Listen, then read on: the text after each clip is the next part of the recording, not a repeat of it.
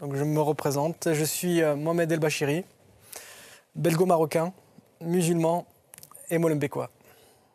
Avec ce prénom, ses convictions religieuses et la triste réputation de la commune dans laquelle je vis, je suis considéré par une partie de la population et du monde comme un terroriste potentiel, et cela m'affecte beaucoup.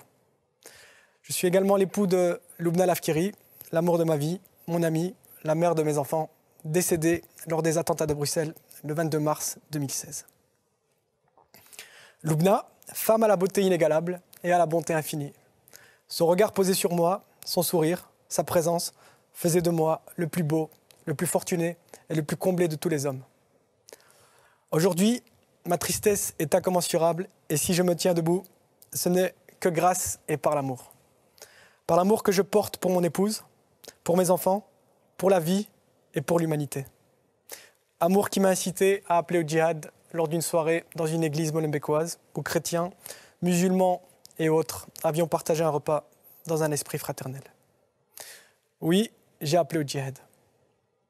Mais attention, pas n'importe lequel des djihad. Je parle de ce djihad qui ne connaît pas la haine, ce fardeau pesant qui noircit les cœurs. Je parle du plus vrai, du plus noble, du plus beau combat pour un musulman qui s'oppose à la terreur.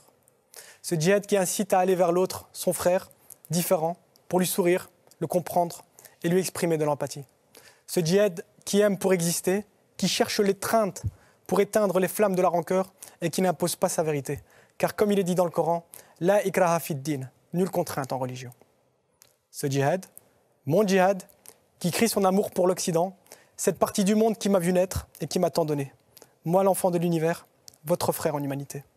Ce djihad d'amour devrait être la réponse à ceux qui cherchent à nous diviser et à propager la violence et le terrorisme. Comme si dans un champ de bataille, le cri des vaincus agonisants était une symphonie à la gloire du Dieu victorieux. Maudite soit la guerre, maudit soit le terrorisme. Je reviens à l'essentiel, l'amour, ce socle sur lequel toute pensée, toute croyance, tout être humain devrait se reposer. Elle devrait être une force universelle et la base de toute communication entre nous, les êtres humains. Dans cette relation axée sur l'amour, nulle n'a prétention de détenir la vérité vraie, et encore moins la volonté de l'imposer. Cette quête de vérité, nous l'avons en chacun de nous. C'est une des caractéristiques de l'animal raisonnable que nous sommes. C'est un cheminement personnel dans le but d'atteindre ce que les Grecs appelaient l'ataraxie, cette condition d'âme apaisée. Pour ma part, le chemin choisi est l'islam. Mais ce chemin, ce sentier, est emprunté par ce que je suis dans un premier temps, un être humain. D'où de manière logique l'importance de mettre en avant mon humanité avant mon islamité. Mon humanité avec toutes les valeurs humanistes qui en découlent, à savoir la sacralité de la vie, le libre arbitre et le rapport fraternel avec les autres êtres humains. Être humaniste musulman, c'est accepter, savourer et considérer comme un privilège le fait de vivre dans la diversité. C'est aussi la capacité de contextualiser certains textes du Coran, et notamment les passages guerriers en les considérant comme des récits historiques et propres au 7e siècle, et qui ne devraient en aucun cas être utilisés pour faire du mal ou porter atteinte à la vie d'autrui. Être humaniste musulman, c'est s'intéresser à notre histoire commune, celle de l'humanité, avec tous ces grands hommes qui ont fait avancer le monde. Ces hommes de la Grèce antique, de Mésopotamie, de Rome, de Chine, d'Orient et d'Occident. C'est arrêter un moment de regarder vers les cieux et se tourner vers son prochain, lui sourire et le comprendre. Et si mon prochain est à l'antipode de mes pensées, de mes croyances, il a certainement une part de vérité. Car comme disait Héraclite, il y a une vérité dans une chose et son contraire. Pour ma part, je suis contradiction, partagée entre raison et mysticisme, conviction et scepticisme, mais toujours et jusqu'au dernier souffle, porté par l'amour. En ces temps difficiles et incertains, j'appelle au dialogue et à l'échange. Et plutôt que de nous attarder sur la folie et la haine des uns, tournons-nous vers le génie et la bonté de l'humanité, qui sont et qui resteront les véritables sources d'inspiration et d'espoir pour ceux à qui nous empruntons la terre, nos enfants. Je soulignerai également l'importance de la culture, car c'est ce qui mène à l'ouverture.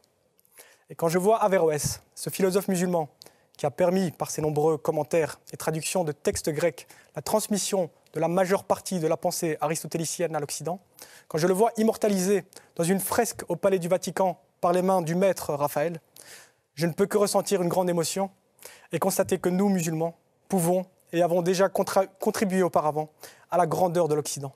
Et que finalement, il n'y a pas de choc de civilisation, mais de magnifiques rencontres. Je conclurai par un texte intitulé « Allahu Akbar » que j'ai écrit peu après la perte de mon épouse. Il s'agit de ma réponse à ceux qui ont détruit ma vie, mon bonheur. Allahu Akbar.